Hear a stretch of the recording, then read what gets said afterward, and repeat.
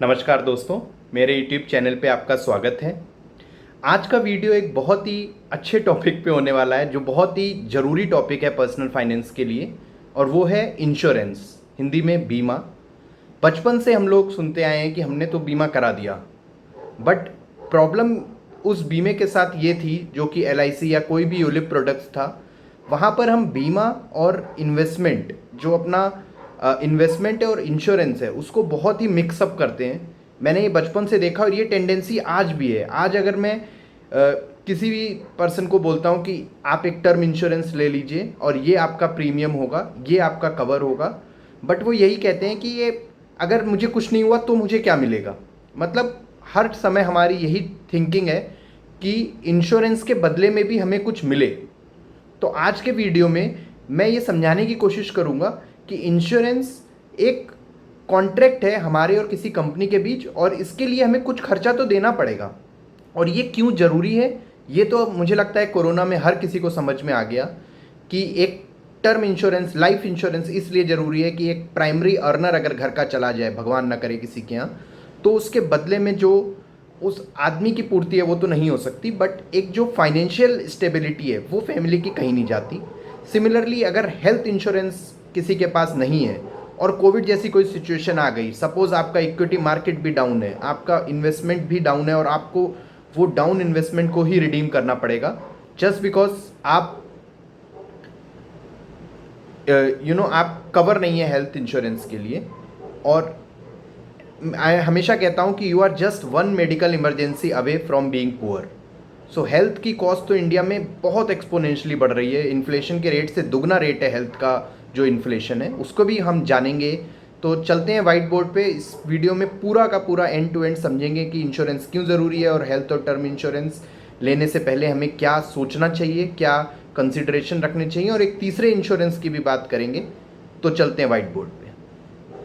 तो दोस्तों, जैसा कि मैं बता रहा था कि इंश्योरेंस और इन्वेस्टमेंट, इसको हमें कभी भी मिक्स नहीं करना है। ये सबसे बड़ी प्रॉब्लम मुझे लगती है। अगर एक चीज आपको इस वीडियो से आज सीख के जानी है तो वो ये है कि इंश्योरेंस और इन्वेस्टमेंट को कभी भी मिक्स नहीं करना है। ये नहीं सोचना है कि हमारा इंश्योरेंस हमारा इन्वेस्टमेंट है। इंश्योरेंस को एक खर्चे की तरह लेना है। जैसे हम कहीं बाहर खाना खाने गए, तो हमने खाना खाया और उसके बदले में हम रेस्टोरेंट वाले को खर्चा देते हैं। उसी तरह इंश्योरेंस है। इंश्योरेंस का मतलब है कि हमने एक कंपनी के साथ एक पार्टनरशिप करी, और सपोज ये टर्म इंश्योरेंस है। हमने कंपनी को बोला कि इतनी एज तक अगर हमारे को कुछ हुआ तो उसके बदले में कंपनी एक सर्टेन अमाउंट हमारी फैमिली को देगी, और उसके बदले में कंपनी का खर्चा तो लगेगा ही। अगर जो लोग भी ये मिक्स करते हैं कि ये इन्वेस्टमेंट टर्म इंश्योरेंस का पैसा मुझे वापस नहीं मिलेगा अगर मुझे कुछ नहीं हुआ, सपोज, वो एक फंडामेंटल प्रॉब्लम नहीं समझ रहे कि ये कंपनी कैसे काम करती हैं। अगर कोई भी कंपनी का एग्जांपल लें, सपोज एक कंपनी है जो 1 करोड़ का टर्म इंश्योरेंस कई लोगों को सपोज दे रही है इस एग्जांपल के लिए, और इसका प्रीमियम 10,000 रुपए साल से लेकर 1 लाख रुपए साल तक सपोज है, अलग अलग एज ग्रुप के लिए। सो ऑन एन एवरेज हम पकड़ लेते हैं कि 33,000 रुपए ये कंपनी पर पर्सन ले रही है, ये 1 करोड़ का टर्म देने के लिए। तो ये 33,000 रुपए, सपोज ये 10 लाख लोगों को ये पॉलिसी भेज दी, तो इस कंपनी को 3300 करोड़ रुपए का एक प्रीमियम साल का मिल गया। अब इस 3300 करोड़ में सपोज करिए इस 10 लाख में से 1,000 लोग की कैजुअलिटी हो गई, अनफॉर्चुनेट डेथ हो गई, तो उस 1,000 में कंपनी ने 1,000 करोड़ रुपए उस साल पेमेंट कर दिया उन लोगों को जिनका ये अनफॉर्चुनेट डेथ हो गई 10 लाख में से, और बचे हुए लोग सरवाइव कर रहे हैं। तो ये जो 2,300 करोड़ रुपए हैं, ये कंपनी अपना थोड़ा खर्चा निकालेगी, जो भी उसकी और लाइबिलिटी होंगी एम्प्लॉयज को लेके, और उसमें से जो और बचेगा, सपोज ये 2,000 करोड़ रुपए बचे, तो ये 2,000 करोड़ रुपए ये इन्वेस्ट हो जाएंगे इस कंपनी की फ्यूचर लाइबिलिटी के लिए, क्योंकि जब ज्यादा एज होगी तब ये क्लेम आने के चांसेस ज्यादा हैं। तो एक तरह से हम बहुत ही छोटा अमाउंट, अगर हमने एक अर्ली एंट्री कर ली इस पॉलिसी में, तो 10,000 रुपए साल देकर हम इस कंपनी के इस पूल में हिस्सेदार बन गए। ये जो 2,000 करोड़ का पूल है, और ये ग्रो ही होगा, ये कंपनी भी ये पैसा मार्केट में ही लगाती है। तो अब प्रॉब्लम ये है कि हम ये 10,000 खर्चा नहीं करना चाह रहे। हम ये सोचते हैं, हमेशा मैं आगे बात भी करूंगा कि कैसे हमें ये पैसा भी वापस मिल जाए अगर हम जी जाएं तो। मैं नहीं कहता किसी भी बंदे की अनफॉर्चुनेट डेथ हो, लेकिन अगर नहीं होती है तो तब भी आप इसमें जीत ही रहे हैं, क्योंकि आपने वो जो पॉलिसी सरवाइव करी है उसमें अगर आपको कुछ होता तो ये कंपनी ये देती। अब 1,000 रुपए महीना तो बहुत ही छोटा अमाउंट है। मेरी खुद की एक पॉलिसी है और वो पॉलिसी सिर्फ 720 रुपए महीने की है, मतलब 8,900 रुपए साल की, और 1 करोड़ रुपए का मेरा कवर है। क्योंकि मैंने इसको बहुत ही जल्दी समझा, मैं बस 24 साल का था। तो मैं हमेशा कहता हूं कि इंश्योरेंस को जो भी इन्वेस्टमेंट समझ रहा है वो बहुत ही बड़ी गलती कर रहा है। इंश्योरेंस एक खर्चा है, चाहे हेल्थ इंश्योरेंस हो, टर्म इंश्योरेंस हो, और बदले में खर्चा, कंपनी से हम फायदा ले रहे हैं तो हमें कुछ पैसा तो देना ही पड़ेगा। हमें वरी तब होना है जब हमें पैसा वापस मिल रहा हो, तो समझ लो कुछ ना कुछ गड़बड़ है। अब मैं और आगे एक एग्जांपल दिखाता हूं। जैसे कि मैं टर्म इंश्योरेंस की बात कर रहा हूं, तो हमें एक प्लेन टर्म इंश्योरेंस लेना है। मतलब कि बहुत ही कॉम्प्लिकेट नहीं करना है, बिल्कुल सिंपल टर्म्स एंड कंडीशन हो कि हमें कुछ हुआ तो ये अमाउंट मिलेगा सम एश्योर्ड, अगर नहीं हुआ तो हमें कुछ नहीं चाहिए बदले में। और हमें पर मंथ क्या पैसा देना है, वो पैसा मैंने तो अर्ली एंट्री करी थी, जितनी जल्दी लें उतना अच्छा है, जितनी कम एज में। लेकिन अगर हम बाद में भी लेते हैं तो मुझे लगता है 1,000 से लेकर 2,000 रुपए महीना, मैक्सिमम 2,500 रुपए महीना, बल्कि 2,000 रुपए महीने में ही एक अच्छा टर्म इंश्योरेंस आपको मिल सकता है। बहुत हाई वैल्यू टर्म इंश्योरेंस लेने की भी जरूरत नहीं है। एक अपने अपनी जो अर्निंग कैपेसिटी है उसको जानिए और उसके हिसाब से बहुत ज्यादा प्रीमियम भी देने की जरूरत नहीं है। अब मैं एक ये एग्जांपल लाया हूं क्योंकि ये हमारे अंदर ये LIC जैसे प्रोडक्ट्स की वजह से ये चीज बहुत प्रॉब्लम यू नो आ गई है कि हम हर चीज में सोचते हैं कि हमें ये पैसा वापस क्यों नहीं मिल रहा। तो ये मैं एक एग्जांपल लाया हूं कि 1 करोड़ का टर्म इंश्योरेंस है सपोज 60 साल तक के लिए, और ये सपोज एक 35 साल का व्यक्ति है जिसके लिए ये इंश्योरेंस है। तो अभी इसकी 25 साल एक अर्निंग कैपेसिटी है और 60 साल तक, और इसको टर्म इंश्योरेंस लेना है। तो एक तो पॉसिबिलिटी है कि ये 900 रुपए महीना दे के अगले 25 साल तक देता रहे, 900 रुपए महीना, विच इज अराउंड 11,000 रुपए साल, और 1 करोड़ का इंश्योरेंस मिले। अगर कुछ नहीं हुआ 60 साल तक तो उसको कुछ नहीं मिलेगा, जीरो मिलेगा। दूसरा जे आजकल बहुत चल रहा है, इसको वो लोग बोल देते हैं मनी बैक। वो बोलते हैं कि अगर आपको कुछ नहीं हुआ तो 60 साल बाद आपका सारा प्रीमियम वापस। बट इसमें प्रीमियम 900 की जगह 2,000 रुपए महीना हो जाएगा, मतलब 24,000 रुपए साल। अब सेम 1 करोड़ है 60 साल तक, 25 साल अगर आप जी गए सपोज, तो 25 × 24,000 रुपए जो आपने साल के दिए हैं, तो 6 लाख रुपए बनते हैं। 6 लाख रुपए ये आपको वापस दे देंगे और ये बेच रहे हैं कि ये देखिए हम आपको मनी बैक दे रहे हैं, आपका प्रीमियम जो आप दे रहे हो पूरा वापस। बट यहां पर एक चीज हम मिस कर रहे हैं जो बहुत ही इंपॉर्टेंट चीज है, कि हम ये जो 1,100 रुपए महीना एक्स्ट्रा दे रहे हैं, ये 1,100 रुपए महीना अगर आप 25 साल तक इन्वेस्ट करेंगे तो अगर 12% हम रिटर्न पकड़ लेते हैं तो ये 21 लाख रुपए बनते हैं। तो मतलब कि हम 6 लाख रुपए लेने के लिए 21 लाख रुपए की अपनी अपॉर्चुनिटी मिस कर रहे हैं। इसे बोलते हैं अपॉर्चुनिटी मनी। सो इतना कॉम्प्लिकेट हमें करना ही क्यों है, हमें कोई मनी बैक नहीं चाहिए। मनी बैक की प्रॉब्लम इसीलिए है क्योंकि हमारे मन में ये थिंकिंग है कि इंश्योरेंस का खर्चा वेस्ट हो रहा है। बट एक्चुअली इंश्योरेंस कोई भी कंपनी आपको फ्री में कैसे दे सकती है। अभी मैंने पिछले एग्जांपल में समझाया कि उनके 10 लाख में से 1,000 क्लेम होंगे, प्लस फ्यूचर में क्लेम की प्रोबेबिलिटी ज्यादा है क्योंकि एज ग्रुप बढ़ती है, प्लस कोई कोविड जैसी सिचुएशन आ गई तो कंपनी के ऊपर रिस्क ज्यादा है, तो उनको वो भी पैसा देना है, तो उसके बदले में उन्हें पैसा तो लगेगा। तो आपको अगर मनी बैक चाहिए तो वो आप ही का प्रोडक्ट आपसे ही ज्यादा प्रीमियम लेके कहीं इन्वेस्ट करके आपसे ज्यादा कमा के आपको मनी बैक दे देंगे और आप खुश हो जाएंगे, वाह मनी बैक मिल गया, 6 लाख रुपए पूरा प्रीमियम वापस मिल गया। और एक चीज आई है आजकल, वो बोलते हैं एक बार में आप 3 लाख रुपए दे दें और आपको आगे आगे कभी कुछ देने की जरूरत नहीं, और सेम 1 करोड़ रुपए 60 साल तक आपको कवर होंगे। अब आपको ये भी समझना है, अगर आप 3 लाख रुपए एक बार में दे रहे हैं, अगर इसका 12% रिटर्न पकड़ लें अगेन, तो 3,000 रुपए महीना बनता है। तो 3,000 रुपए महीना आप इस पे कमा लेंगे, तब आप 900 रुपए दे दीजिए, 2,100 रुपए महीना अपना इसमें भी इन्वेस्ट करिए।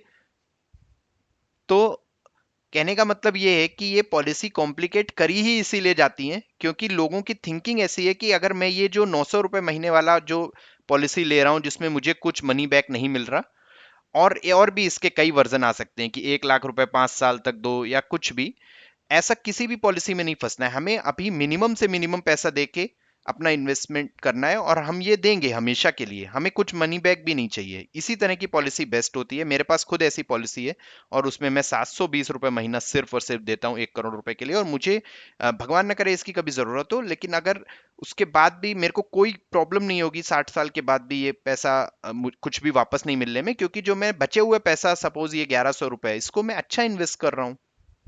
सेम ऐसे ही एक होम लोन के साथ जोड़ देते हैं पॉलिसी। मैंने एक 30 लाख का होम लोन लिया था। मैंने देखा 30,80,000 रुपए पास हुए हैं।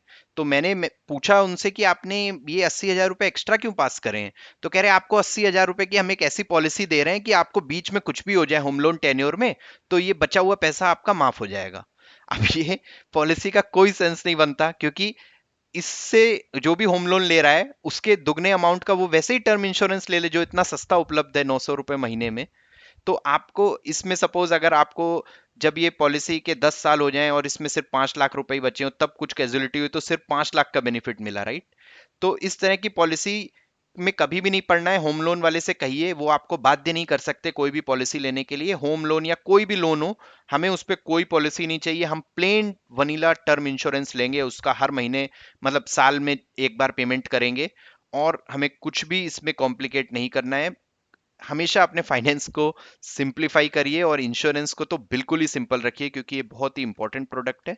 और इसके बाद एक तीसरी चीज, एक तो हेल्थ इंश्योरेंस बहुत ही इंपॉर्टेंट है। हेल्थ की जो कॉस्ट है वो इंडिया में बहुत रैपिडली बढ़ रही है। इसका एक मेन रीजन है कि हेल्थ का टूरिज्म इंडिया में बढ़ रहा है।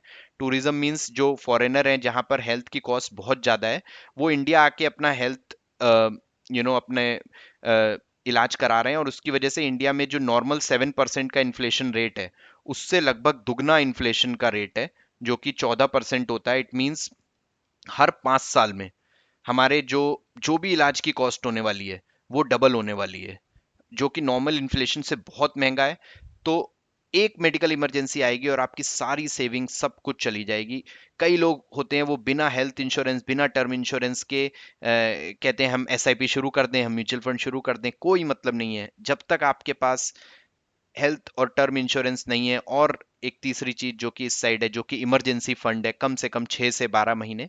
अगर आप बहुत ही सेफ जॉब में है तो 6 महीने, और अगर अनप्रडिक्टेबल थोड़ा सा जॉब है तो 12 महीने। 6 से 12 महीने का इमरजेंसी फंड, ये मैं कहता हूँ ये भी एक इंश्योरेंस ही है। ये इंश्योरेंस है, हमारा पैसा हम अर्जेंटली कहीं से इक्विटी से लेट से वो कम चल रही है वहां से ना निकालें, तो उस बात का ये इंश्योरेंस है कि हम अर्जेंटली हम कहीं पे भी लिक्विडिटी का हमें इशू नहीं आएगा। और ये पैसा सिर्फ एक एफडी या फिर डेप म्यूचुअल फंड में, एफडी भी इस तरह की एफडी आती हैं जिनको ब्रेक करने पे कुछ पेनल्टी नहीं लगती, तो उस तरह की चीज में ये पैसा इन्वेस्ट करना है। तो इस वीडियो के माध्यम से मुझे आपको ये बताना था कि इंश्योरेंस बहुत ही इंपॉर्टेंट प्रोडक्ट है। फाइनेंस की तो जर्नी में इंश्योरेंस सबसे पहले आता है, बट इंश्योरेंस में इतनी गलतियां कर रहे हैं हम इंडियंस। सबसे पहले तो इंश्योरेंस एक खर्चा है, ये अपने माइंड में बैठा लें, और खर्चा हमें देना ही पड़ेगा। अगर अवॉइड करोगे तो कुछ ना कुछ गलत चीज में फंसोगे। दूसरा, हेल्थ इंश्योरेंस पहले लें, टर्म से भी पहले, क्योंकि हेल्थ तो इमरजेंसी बहुत इंपॉर्टेंट है। और टर्म भी लें, health term, term primary earner के लिए और हेल्थ इंश्योरेंस घर में किसी भी मेंबर के लिए।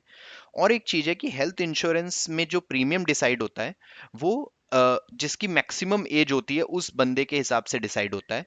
तो कभी भी अपने पेरेंट्स, सपोज एक फैमिली है उसमें 30-35 साल के मेल फीमेल हैं और उनके 2 चाइल्ड हैं, और लेट्स से 58 और 60 ईयर्स के पेरेंट्स हैं, तो इनका अलग अलग इंश्योरेंस लेना बेटर है। क्योंकि अगर एक साथ इंश्योरेंस लेंगे तो ये जो मैक्सिमम एज है 60 ईयर्स, इसके अकॉर्डिंग इसका प्रीमियम होगा। अगर हम अलग अलग प्रीमियम लेंगे तो मोटा मोटी अगर मैं पकड़ लूँ तो 40,000 रुपये साल में ये जो पेरेंट्स हैं और 20,000 रुपये साल में ये बाकी फैमिली, तो कुल मिला के 60,000 पर ईयर, मतलब कि ऑलमोस्ट 5,000 रुपये साल में, 5,000 रुपये महीने में एक अच्छा प्रीमियम हो सकता है। तो मुझे ऐसा लगता है कि 5,000 रुपये महीना हेल्थ इंश्योरेंस के लिए और 1,000 रुपये महीना टर्म इंश्योरेंस के लिए तो हर फैमिली को डेडिकेट करना ही चाहिए। और इसको खर्चा मानिए, फिर से मैं कह रहा हूँ, ये कोई इन्वेस्टमेंट नहीं है। मेरे को एक अंकल हैं, वो एक दिन रीच आउट करे कि कह रहे हमें एक ऐसा हेल्थ इंश्योरेंस मिल रहा है, इसमें हमारा हेल्थ इंश्योरेंस का कवरेज भी हो रहा है और फ्यूचर में हमें वो पैसा मनी बैक भी मिल जाएगा। अगेन मैं यही कह रहा हूँ, इस 5,000 की जगह कोई आपसे 10,000 रुपये महीना ले लेगा और वो जो आप बचे हुए 5,000 हैं उसको आप इन्वेस्ट करने का सोचिए। इंश्योरेंस के बदले हमें कुछ नहीं चाहिए, ये जो थिंकिंग जब हमारे मन में आ जाएगी तो हम एक अच्छे प्रोडक्ट लेंगे। और तो दोस्तों आशा करता हूँ कि आपको ये आइडिया लगा होगा कि हेल्थ और टर्म इंश्योरेंस, ये दो इंश्योरेंस आज ही एक भी मोमेंट की देरी करे बिना मुझे लगता है हर किसी को लेना चाहिए। और ये इंश्योरेंस लेते समय जैसा कि मैंने बोला, किसी भी ऐसे प्रोडक्ट्स में ना फंसें जो बहुत ही कॉम्प्लिकेट किया गया है। मैं हमेशा कहता हूँ कि फाइनेंशियल प्रोडक्ट कॉम्प्लिकेट इसीलिए किए जाते हैं जिससे कि उन्हें मिस सेल किया जाए। आप सिंपल से सिंपल प्रोडक्ट लीजिए, 1,000 से 2,000 रुपये महीने का टर्म इंश्योरेंस जिसका प्रीमियम हो, मतलब साल का 10 से 20,000 या मैक्सिमम 24,000 रुपये इंक्लूडिंग जीएसटी, उसके बीच में जो भी आपको कवर मिले। और कोई भी ऐसी पॉलिसी में नहीं फंसना है जिसमें हमें बायबैक मिल रहा है, जिसमें हमें मनी बैक मिल रहा है, जिसमें हमें 1 या 2 या 3 साल ही प्रीमियम देना है, बहुत ही बड़ा amount. Same with health insurance, simple plain health insurance लीजिए, उसके कंडीशंस देखिए, और उसमें भी लगभग 5,000 रुपये महीना पर फैमिली, अगर सीनियर सिटीजन भी हैं, अगर सीनियर सिटीजन नहीं है तो लगभग 2 से 2,500 रुपये पर फैमिली।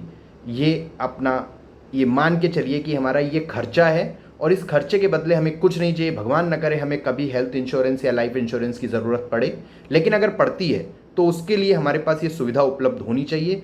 टोटल कुल मिला के 4 से 5,000 रुपये महीने में हर फैमिली ये दोनों चीज़ों में कवर हो सकती है। कोई आपको वन टाइम एक्सपेंस करने की ज़रूरत नहीं है, कोई आपको मनी बैक की ज़रूरत नहीं है। इस चीज़ को पूरा का पूरा खर्चा मानिए। अगर आप कोई सुविधा ले रहे हैं तो उसके पीछे पैसा तो देना ही पड़ेगा। अगर आप नहीं देना चाहते तो आपको घुमा फिरा के और सारी पॉलिसीज़ मिस सेल की जाएंगी और आप ठगी का शिकार होंगे। उससे अच्छा है अपना पैसा बचाइए, बिकॉज मैं हमेशा कहता हूँ जिस पैसे को कमाने के लिए हम इतनी मेहनत करते हैं उसको सेव करना, इन्वेस्ट करना। और इन्वेस्ट से पहले इस वीडियो जिस पे था कि हमें इंश्योर होना है कि हम अपनी मेडिकल इमरजेंसीज़, लाइफ इमरजेंसीज़ के लिए इंश्योर्ड हैं बिफोर इवन वी हम सोचें कि इन्वेस्टमेंट करना है। Thank you so much. आशा करता हूँ आपको ये वीडियो पसंद आया होगा। आप लोगों से एक ही रिक्वेस्ट रहेगी, इस चैनल को सब्सक्राइब करें, वीडियो को लाइक करें, कमेंट करें और अपने दोस्तों के साथ शेयर करें जो कहते हैं कि टर्म इंश्योरेंस का तो प्रीमियम वापस मिलता ही नहीं, ऐसा इंश्योरेंस का क्या फ़ायदा जिसमें पैसा ही वेस्ट हो।